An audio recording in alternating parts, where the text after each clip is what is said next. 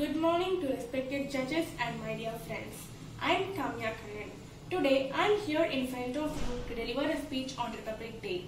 Before moving forward, I would like to wish you a very happy Republic Day. We are here to celebrate the 72nd Republic Day, also known as Ganatantra Divas of our country. This event, it is prizing and wonderful event of each one of us. Today, we are few Indians talk about the fear of losing basic rights that the Constitution has given us. This day become more important.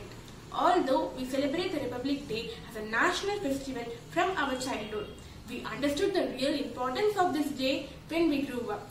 Ganatantra Divas is celebrated on 26th January every year. You all will have a question, why Republic Day is celebrated? Yeah. It has been celebrated every year since 1950 to honor the date on which Constitution of India came into effect. Our Constitution gives us various rights and responsibilities. Republic means that the citizen of the country holds the supreme power to elect the representative. In the past 72 years, our country has gone through many changes. The command of the country came into the hands of the people and India became a democratic country. Along with many development, there are also some pitfalls that has also came in the way. That is unemployment and corruption. Let us find a way to solve this problem and make our country the best country in the world. Republic Day indicates freedom of mind, strength in the world, pureness in our heart, pride in our souls, zeal in our heart. Let's salute for all the Indians. Do you know who started the Republic Day?